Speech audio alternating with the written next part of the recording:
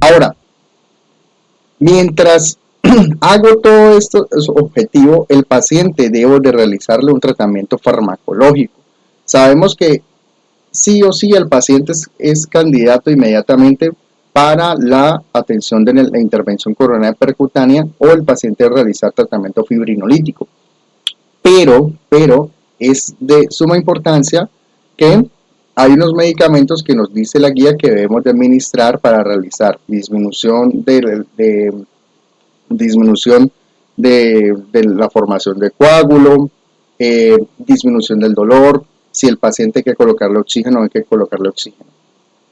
Esta imagen es para que haga una alusión de que los medicamentos con esta mnemotecnia que se llama BB-Monac, anteriormente se utiliza la sigla Monac,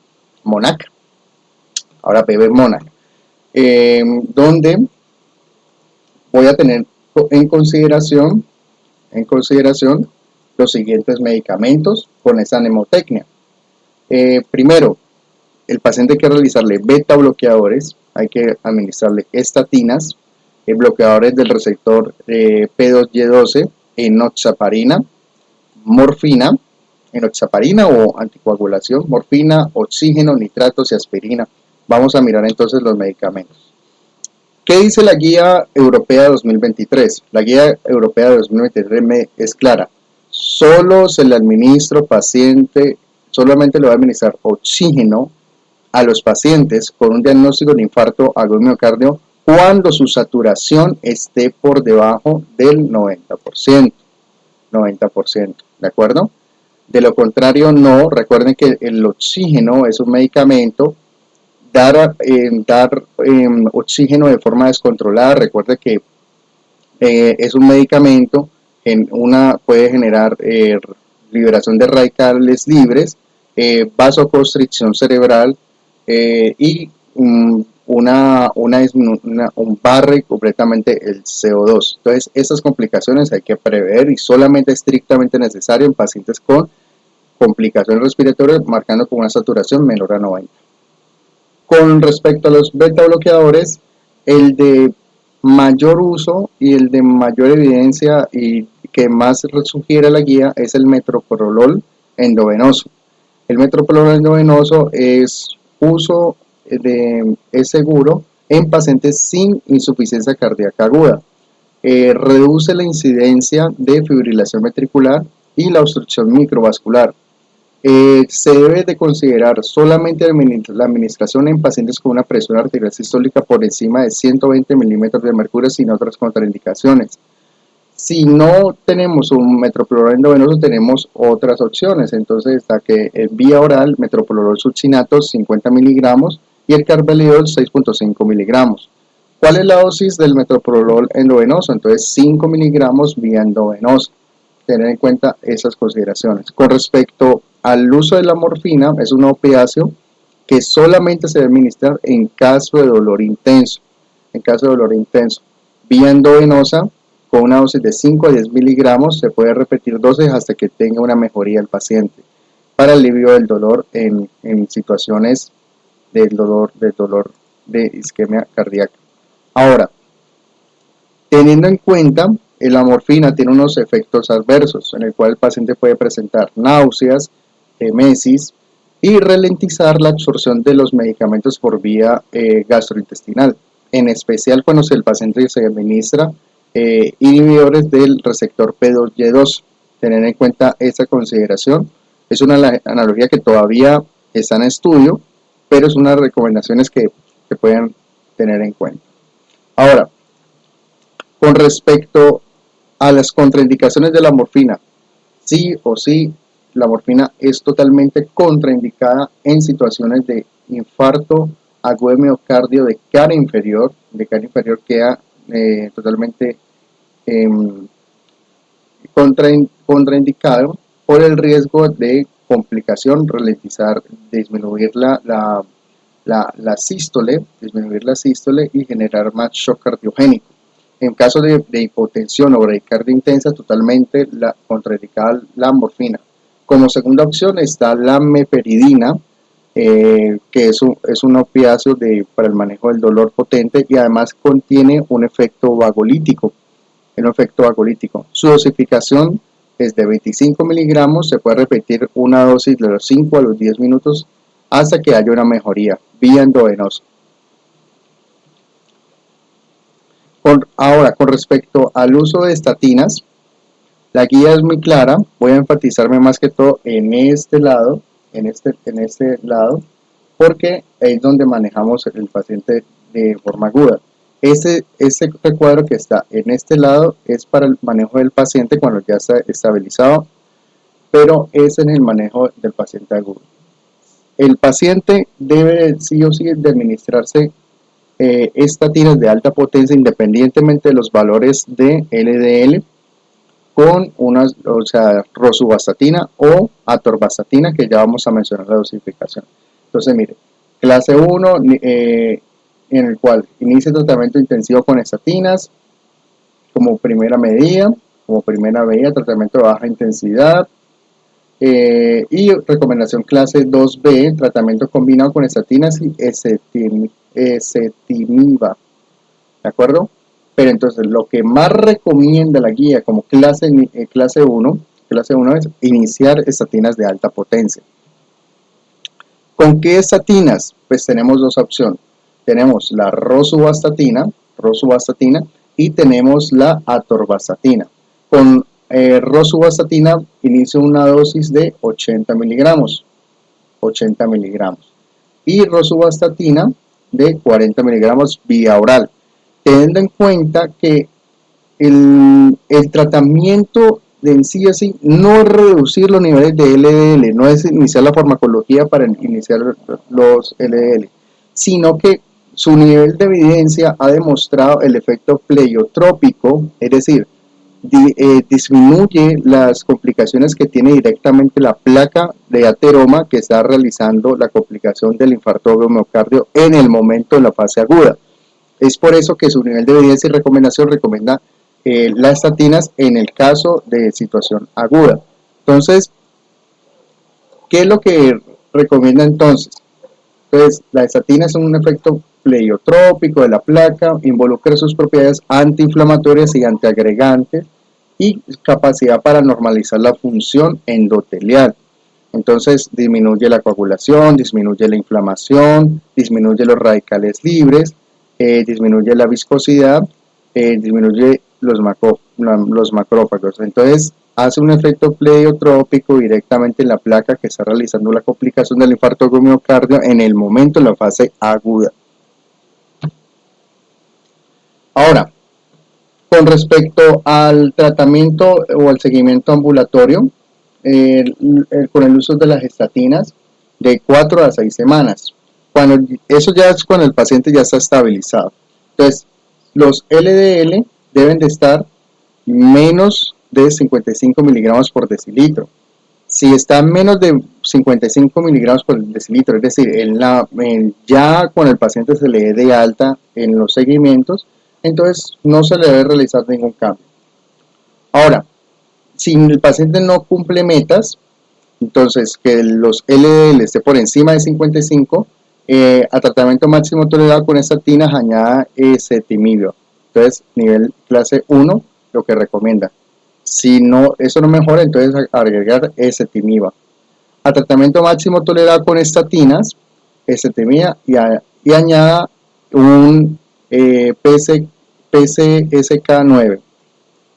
¿Ok? Y así para tener metas. Si después de esto ya el paciente tiene unos LL por debajo de 55 miligramos, entonces no se realiza un cambio en tratamiento. Y si no, entonces a tratamiento máximo tolerado con estatina, ezetimiba, añada otra PCSK9. Bueno, ahora, con respecto al uso de nitratos, solamente en caso del dolor. Entonces, primero morfina, si no mejora, entonces voy pensando colocar nitratos. Los nitratos sublinguales pueden ayudar a mejorar el dolor, permite una vasodilatación coronaria, mejora la perfusión, reducción de los síntomas de conseguir con la clínica. pacientes con EKG compatible con infarto agudo miocardio y en donde haya el alivio de los síntomas, después de eso se debe recomendar la toma de un EKG de dosis derivadas.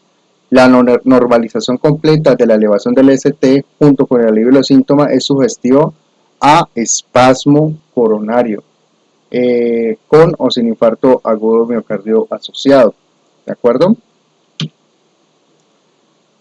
Unas contraindicaciones absolutas para el uso de nitratos es que el paciente presente hipotensión, una bradicardia, taquicardia marcadas, infarto agudo miocardio ventrículo derecho, mucha tensión. Entonces ya sabemos que la morfina ni tampoco el uso de nitratos se debe colocar en infartos de cara inferior, estenosis aórtica grave, y que el paciente, como lo dijiste aquí la gráfica, mucho cuidado con el paciente que haya consumido inhibidores de la fosfodiesterasa 5, ¿de acuerdo? En las últimas 24 48 horas, queda totalmente contraindicado el uso de nitratos.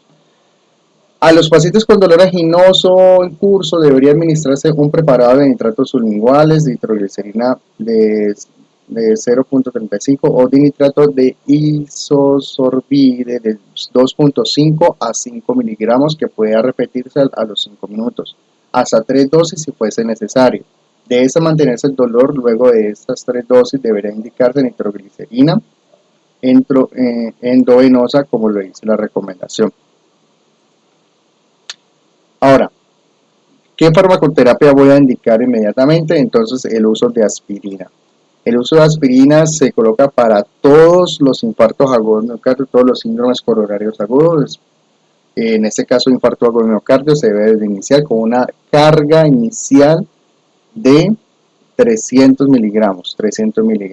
Entonces, su nivel de evidencia, su clase es 1A, donde se realiza la toma de aspirina. La aspirina está recomendada para todos los pacientes sin contraindicación inicial con una carga de 150 a 300 miligramos y dosis de mantenimiento de 75 a 100 miligramos día durante un largo plazo, de forma continua. Ahora, con respecto a las características de pacientes que voy a administrarle inhibidores del receptor P2Y12, tenemos 3 líneas de medicamentos actualmente en Colombia, en el cual se debe realizar el uso. Entonces, primero que todo está el ticagrelor, prasugrel y tenemos el clopidogrel. Estos 3 van a realizar entonces la inhibición del receptor P2Y12 de la plaqueta, pero lo que recomienda la guía es que el clopidogrel sea la última opción. ¿Por qué? Porque este medicamento clopidogrel es el de menor efectividad, de menor fuerza, pero sin embargo puede ser la primera opción en indicaciones como ya la vamos a mencionar más adelante. Entonces, siempre la tercera opción es clopidogrel. Entonces, primero prasugrel, si no hay prasugrel, entonces tricagrelor, si no hay tricagrelor, como última opción está el clopidogrel. ¿De acuerdo? Entonces, los 3 medicamentos es vía oral, inclusive ya inhibidores de P2Y12 vía endovenosa, o una frecuencia 1 diaria, 2 diarias, en este caso aquí lo realiza, con una carga inicial de 600 miligramos de clopidogrel para una carga de prasugrel de 60 miligramos y acá una carga de 180 miligramos. ¿Ok? Y esas son características que lo va mencionando. Esta diapositiva nos muestra la tabla del consorcio de investigación académica, donde me va a decir a mí los criterios mayores y criterios menores para iniciar un tratamiento antitrombótico, en especial con el uso de los inhibidores de la P2Y12. Si el paciente tiene un criterio mayor o 2 criterios menores, se dice que el paciente está en riesgo de un sangrado. En este caso, como el el inhibidor P2Y12 de menor potencia es el clopidogrel. En este caso se debe de realizar como primera medida. Los dos primeros anteriores que hemos mencionado son de mayor potencia, a excepción del clopidogrel. Entonces, una situación. Entonces, ¿qué criterios son mayores? El uso anticipado de anticoagulación a largo plazo, enfermedad renal crónica con una tasa de filtración glomerular menor a 30, una hemoglobina menor a 12 gramos por decilitro, sangrado espontánea que requiere hospitalización o transfusión en los últimos 6 meses, trombocitopenia moderada o severa, con un recuento de plaquetas menor a 100.000, diastesis hemorrágica crónica, cirrosis hepática con hipertensión portal, malignidad activa en los últimos 12 meses, excluye cáncer de piel diferente de melanoma. Hemorragia intracraneana espontánea previa en cualquier momento, hemorragia intracraneana traumática en los últimos 12 meses, presencia de malformación arteriovenosa cerebral, evento cerebrovascular isquémico moderado, cirugía mayor no diferible en presencia de antiagregación plaquetaria, cirugía mayor reciente o trauma mayor en los 30 días previos. Entonces, con un solo criterio, inmediatamente el paciente está en riesgo como manejo de alto riesgo de sangrado. Entonces yo lo que hago es clopidogrel como primera opción, lo dice la guía de forma muy clara.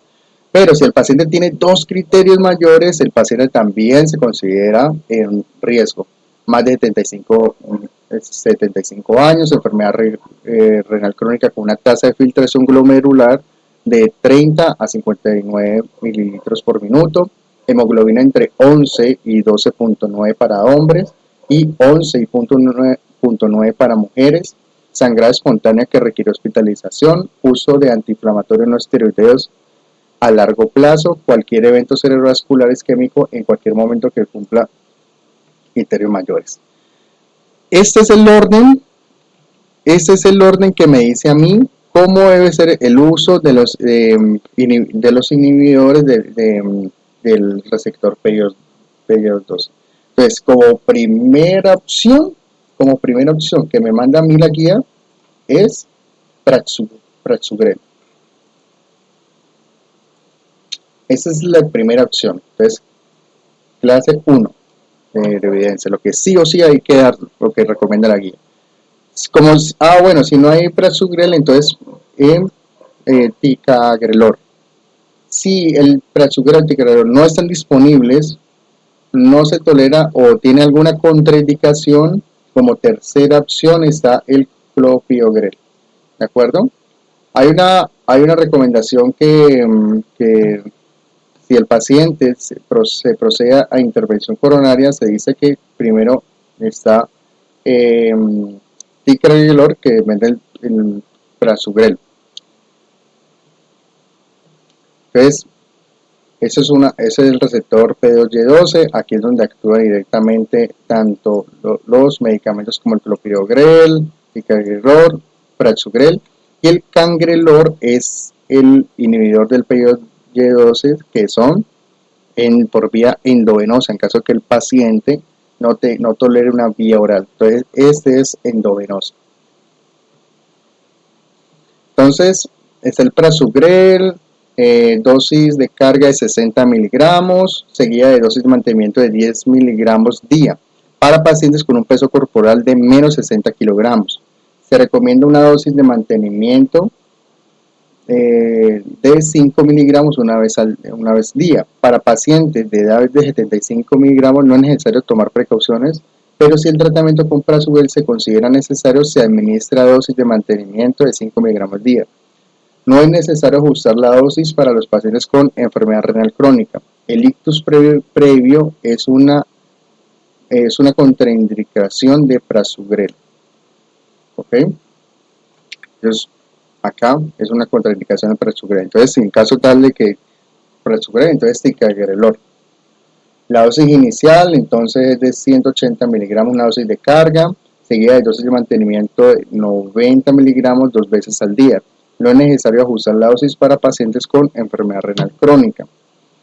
Y está el cangrelor, que eso es endovenoso, con un bolo inicial de 30 microgramos por kilo seguido de una infusión de 4 microgramos por kilo minuto durante al menos 2 horas o mientras durante el procedimiento, lo que sea más largo.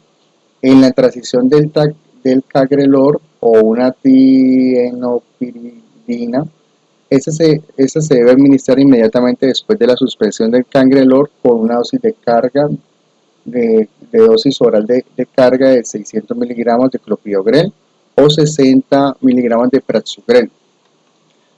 Para evitar interacciones entre fármacos, el prasugrel puede administrarse 30 minutos antes de la suspensión de la infusión de cangrelor y el ticagrelor, dosis de carga de 180 miligramos, debe administrarse en momento de la intervención coronaria percutánea para minimizar la falta de potencial de inhibición plaquetaria durante la fase de transición. ¿De acuerdo? Entonces, este es el medicamento por excelencia endovenosa que se recomienda. Ahora, recuerde que el clopidogrel es la tercera opción para todos los pacientes con síndrome coronario agudo se recomienda administrar un inhibidor de P2Y12, además de aspirina con una dosis oral de carga seguida de dosis de mantenimiento durante 12 meses. El paciente que llegue con un síndrome coronario agudo debe iniciar un inhibidor del receptor P2Y12 junto con aspirina en las dosis de mantenimiento, de forma seguida hasta el primer año. Ya desde el primer año, los inhibidores de la P2Y12 se retiran y solamente deja el paciente con aspirina. Aquí lo que recomienda la guía es el clopidogrel con una dosis de carga de 300 a 600 miligramos, dosis de mantenimiento de 75 miligramos, una vez al día. Está recomendado cuando el prasugrel o el ticagrelor no está recomendado, no se toleran o está contraindicado. Pero entonces sí o sí cuando se recomienda el clopidogrel, pacientes con alto riesgo de sangrado, entonces ya saben la tabla del consorcio académico, con un criterio mayor o dos criterios mayores, cuando el paciente es mayor de 75 miligramos y si el paciente es candidato para la trombolisis. Esto está acá directamente al clopidogrel que se caracteriza por una inhibición plaquetaria menos efectiva y más variable. Solo debe usarse en caso de que el prasugrel o el ticagrelor estén contraindicados o no estén disponibles para los pacientes con riesgo hemorrágico o pacientes con alto riesgo hemorrágico. Miren, un factor de riesgo mayor o dos factores de riesgo mayores. El uso de clopidogrel puede considerarse en pacientes de edad avanzada de más de 75 años. Ahora, con respecto al uso después de la dosis de carga, entonces, 100 miligramos, 75 miligramos, dependiendo del caso tal, yo aquí utilicé el clopidogrel, pero eso se utiliza en los primeros 12 meses, de forma consecutiva, ¿de acuerdo? Ambos. Después del año se retira el inhibidor de la P2Y12 y continúa el paciente con aspirina, tratamiento estándar después de los 12 meses para evitar el riesgo cardiovascular. Con respecto al tratamiento de anticoagulante en la fase aguda, el paciente hay que realizar una anticoagulación. Se recomienda la anticoagulación parenteral para todos los pacientes con síndrome coronario agudo desde el momento del diagnóstico.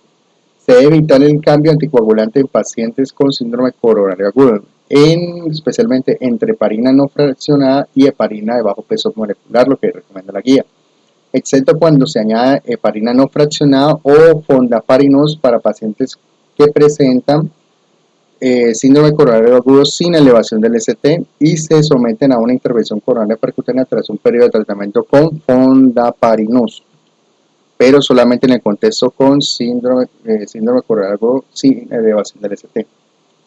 Los anticoagulantes se deben suspender inmediatamente después de la intervención coronaria percutánea, excepto en contextos clínicos específicos, presencia de aneurisma ventricular, con formación de trombos, fibrilación ventricular que requiera anticoagulación. La Heparina no fraccionada es el tratamiento estándar para pacientes con infarto agudo de miocardio con elevación del ST que se someten a intervención coronaria percutánea primaria. Se deben de administrar la anticoagulación durante el procedimiento. Alternativas está la enoxaparina y vivalidudina. En pacientes con infarto agudo de miocardio con elevación de ST está totalmente contraindicado el uso del fondaparinux con elevación del ST totalmente retirado, ¿de acuerdo? No se utiliza en elevación. Entonces, con pacientes con infarto agudo de miocardio con elevación del ST, como primera medida, entonces tenemos la heparina no fraccionada. Como segunda opción, entonces tenemos esos dos, enoxaparina y vivalidudina. Y el fondaparinux totalmente en desuso para paciente con infarto agudo de miocardio con elevación del ST. Entonces, aquí están las dosis, tratamiento inicial con un bolo, perdón, subo por acá. Ok, bolo intravenoso de 70 a 100 unidades internacionales por kilo, seguido de una infusión intravenosa ajustada para alcanzar un PPT de 60 a 80 segundos durante la intervención coronaria percutánea, endovenoso de 70 a 100 unidades por kilo o según el ACT en caso de tratamiento con heparina no fraccionada. Acá está la dosis inicial también, que lo pueden revisar. Y recuerden que el fondaparinux totalmente en uso para pacientes con síndrome coronario agudo, infarto agudo de miocardio con elevación del ST. La estrategia es ahora con el paciente con infarto agudo de miocardio con elevación del ST, en paciente con cáncer, hay que considerar ciertas características primero que todo. Si es asociado directamente con la quimioterapia, si es directamente por medicamentos que realicen vasoespasmo, paciente con cáncer, o trombosis coronaria, según que sea asociado directamente por la quimioterapia. ¿Qué hacer en estos casos? Entonces, se recomienda una estrategia invasiva para pacientes con cáncer con síndrome coronario agudo de alto riesgo y con una esperanza estimada de más de 6 meses. Muchas veces tenemos pacientes con un proceso oncológico y muchas veces está la duda de que sí hacer o no hacer una intervención coronaria percutánea a pesar de que tenga el tratamiento de neoplasia. Se realiza si la esperanza de vida es mayor a 6 meses. Se recomienda la suspensión temporal del tratamiento oncológico para pacientes en los que ese tratamiento para pacientes en los que este tratamiento podría ser la causa contribuyente a presentar el síndrome coronario agudo. Se suspende temporalmente, se trata la emergencia cardiovascular y cita con hematoncología para considerar la renovación. En caso aquí, una recomendación, se debe considerar una estrategia conservadora no invasiva para pacientes con síndrome coronario agudo y cáncer con mal pronóstico, una esperanza de vida inferior a 6 meses o un alto riesgo hemorrágico. No se recomienda la administración, pendiente acá, eso es importante con el uso de tratamiento antitrombótico. Primero que todo, no se recomienda la administración de aspirina en pacientes con cáncer ni con un recuento plaquetario de plaquetas inferior a 10.000. Es importante tener esa recomendación. Y no se recomienda la administración de clopidogrel a pacientes con cáncer y un recuento plaquetario de menor de 30.000. En pacientes oncológicos con síndrome coronario agudo y con un recuento plaquetario de menos 50.000, no se recomienda el uso de prasugrel o tricagrelor. Esto con el ámbito del uso de los medicamentos antitrombóticos. El uso de anticoagulantes con respecto a los pacientes con falla renal.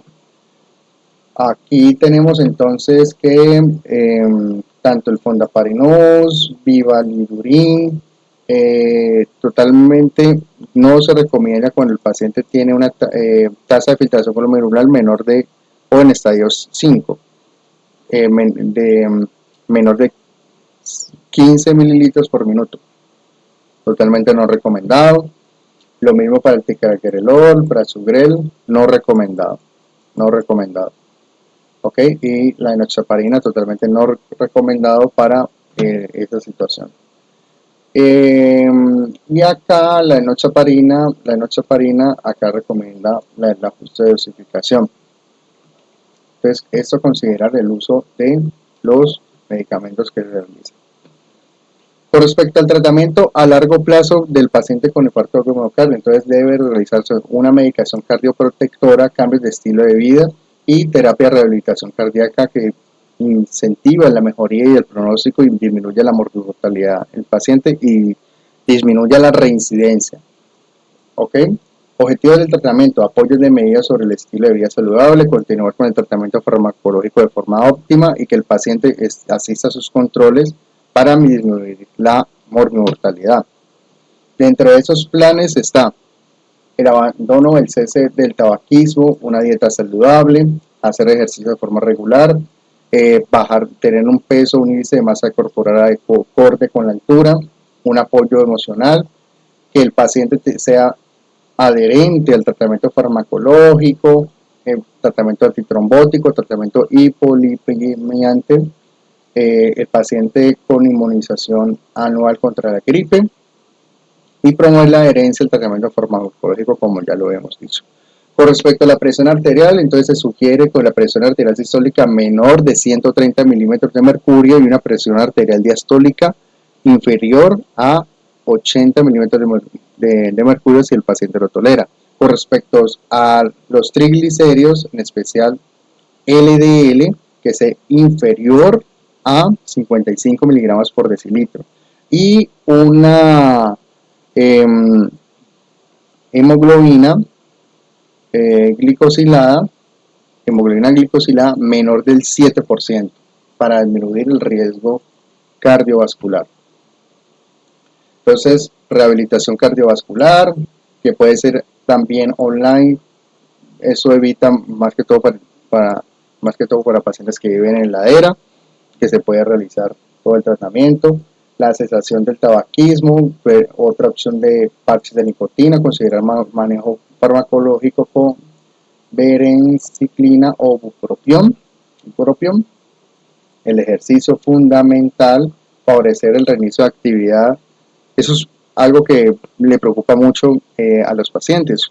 ¿Puedo iniciar vida sexual o no puedo iniciar vida sexual? Entonces uno le dice al paciente, mire, si usted puede subir 2 pisos